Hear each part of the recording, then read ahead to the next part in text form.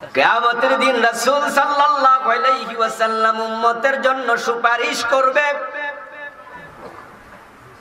এই ওয়াজ শুনে নাই এমন উম্মত বাংলাদেশে পাওয়া কঠিন। রাসূল সুপারিশ করবেন, এটা কোরআনের একটা আয়াতেও নাই, হাদিসে আছে। قال النبي صلى الله عليه وسلم شفاعتي لأهل الكبائر من أمتي। এই জাতীয় আরো হাদিস আছে, রাসূল সুপারিশ করবে, কোরআনে নাই, কিন্তু ওয়াজ সবাই শুনে ফেলছেন। কিন্তু রাসূল কিছু উম্মতের বিরুদ্ধে আল্লাহর কাছে মামলা দেবে এমন একটা আয়াত কিন্তু কোরআনে আছে, ওই ওয়াজ আমরা কমই শুনি। সবচেয়ে দুঃখজনক বিষয় হলো কয়েকদিন আগে আবুল কালাম আজাদ বাশার নামক একজন বক্তা, সে একটা আলোচনা করেছে। সে বলতেছে কোরআনের মধ্যে নবীজি শাফাত করবে এই কথা পায় নাই, নবীজি উম্মতকে সুপারিশ করবে, জান্নাতে নিবে এই কথা নাকি সে কোরআনে পায় নাই। সে বলতেছে কোরআনে নাকি আছে আল্লাহর নবী নিজেই উম্মতের বিরুদ্ধে আল্লাহর কাছে মামলা করবে। এই কথা সে তার বক্তব্যের মধ্যে বলেছে। প্রিয় ভাইরা, আমি আপনাদেরকে কিভাবে বললে বুঝবেন আমি জানি না। শুনেন, আবুল কালাম আজাদ বাশার সে বাংলাদেশের একজন নামকরা বক্তা, কিন্তু সে একটা কামিল মাদ্রাসার মুহাদ্দিস হওয়া সত্ত্বেও বারবার এই ধরনের বিভ্রান্তমূলক বক্তব্য কেন দেয় আমি জানি না। জ্ঞানের অভাব নাকি ইমানের অভাব না হেদায়েতের অভাব না কিসের অভাব আমি জানি না।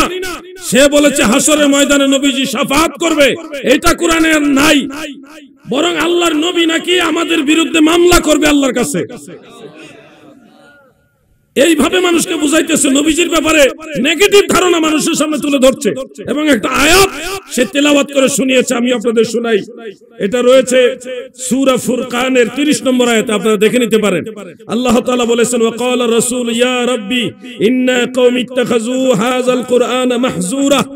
এখানে আল্লাহর নবী একটা কওম সম্পর্কে আল্লাহ তাআলার কাছে মামলা দায়ের করবে। ইন্না কওমি হাযা, নিশ্চয় আমার এই কওম। এই কওম বলতে নবীজি উম্মতকে বুঝায়নি, যারা নবীজির উপরে কোরআন নাজিল হওয়ার পরে সেই কোরআনকে ব্যঙ্গ করেছে, বিভিন্ন ভাবে তিরস্কার করেছে, আল্লাহর কোরআনকে যারা ব্যঙ্গ তিরস্কার করেছে, সেই কাফের মুশরিকদের ব্যাপারে আল্লাহর নবী হাসরের ময়দানে আল্লাহর কাছে মামলা করবে। হে আমার আল্লাহ, আমি তাদের কাছে কোরআন নিয়ে গিয়েছি, তারা এই কোরআন মানেনি, যাদের ব্যাপারে নবীজি মামলা করবে এরা কোনো মুসলমান ছিল না, এরা হলো কাফের মুশরিক। সেই কাফেরদের আয়াত নিয়ে লাগাইছে আল্লাহর নবীর উম্মতের বিরুদ্ধে। নাউজুবিল্লাহ বলে। আয়াত ভুল না, আয়াত ঠিক, কিন্তু আয়াত নিয়ে লাগাইছে ভুল জায়গায়। নবীজি মামলা করবে কাফেরদের বিরুদ্ধে, আর এটা নিয়ে লাগাইছে উম্মতের ব্যাপারে। আল্লাহর হাবিব রাহমাতুল লিল আলামিন আমাদের দয়াল নবী হাসরের ময়দানে গুনাহগার উম্মতের জন্য শাফাত করবে, এটাই আমাদের বিশ্বাস। বিশ্বাস কিনা? এখন আমার ভাই উনি যে বলল কোরআনের মধ্যে নবী শাফাত করবে, এটা খুঁজে পায় নাই।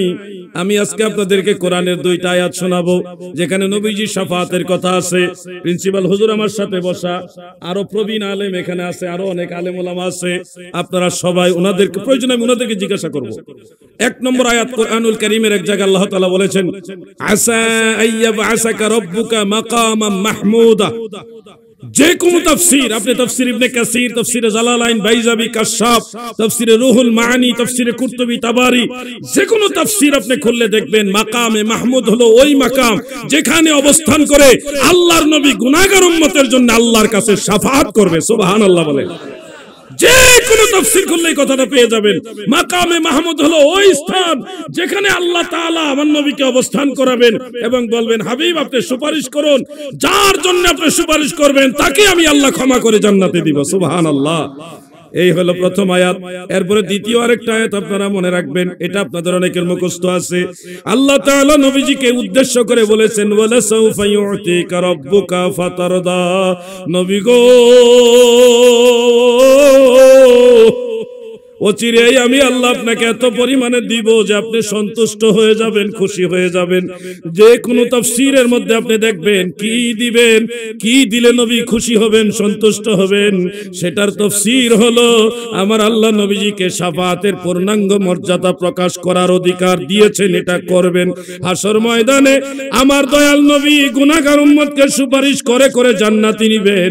এমনকি তাফসীরে কবীরের মধ্যে ইমাম ফখরুদ্দিন রাজি রাহমাতুল্লাহ আলাইহি উল্লেখ করেন, আল্লাহর হাবিব বলেন, আমার একজন গুনাহগার উম্মত যদি জাহান্নামে থাকে, আমি তাকে জান্নাতে না নিয়ে পূর্ণাঙ্গ ভাবে জান্নাতে যাব না।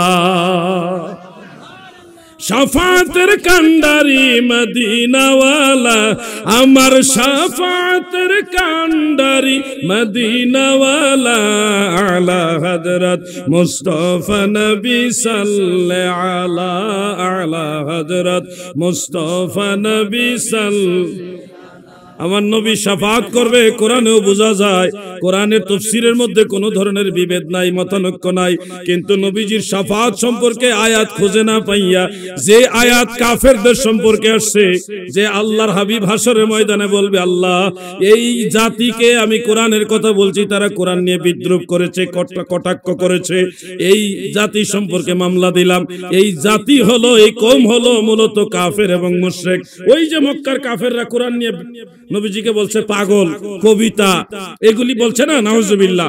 এই কারণে নবীজি আল্লাহর কাছে মামলা দিবে, আল্লাহ আপনার কোরআনকে নিয়ে তারা বিদ্রুপ করেছে, তিরস্কার করেছে, সেই কাফেরদের সম্পর্কের আয়াত নিয়ে আমাদের সেই বাশার সাহেব লাগাইছে উম্মতের বিরুদ্ধে।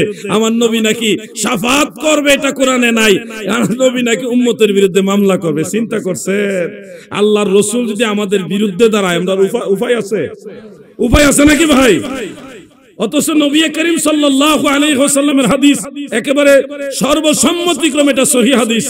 আন জাবির ইবনে আব্দুল্লাহ রাদিয়াল্লাহু তাআলা আনহু قال سمعت رسول الله صلى الله عليه وسلم يقول شفاعتي لأهل الكبائر من امتي।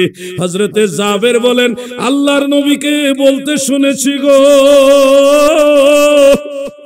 আমার দয়াল নবীজি বলেছেন, আমার উম্মতের মধ্যে যারা বড় বড় গুনাহগার, আমি রাসূলুল্লাহর শাফাত তাদের জন্য।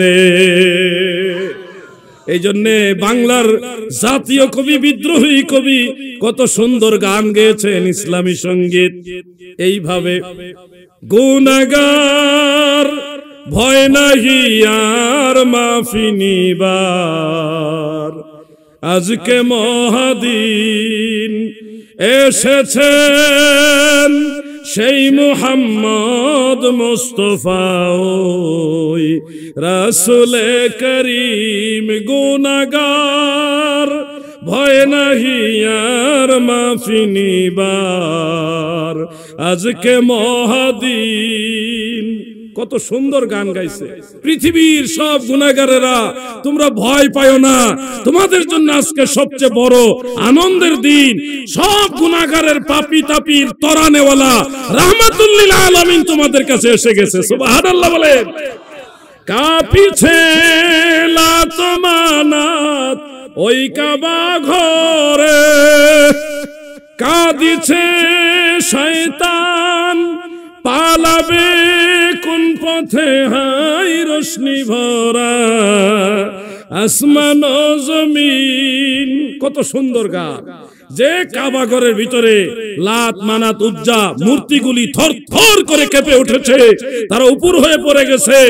এমনকি শয়তান সেদিন ফুফায়া ফুফায়া কাঁদতেছে। আসমান ব্যাপিয়া নূরের আলোর ঝলক উঠেছে, নূরের আলো দিয়ে আল্লাহ আলোকিত করেছে। এই সুন্দর মনোরম পরিবেশে আমার আল্লাহ খুশি হয়ে রহমতের নবীকে দুনিয়াতে পাঠাইছে। ও গুনাহগার, তোমরা ভয় পাও না। সুবহানাল্লাহ বলেন।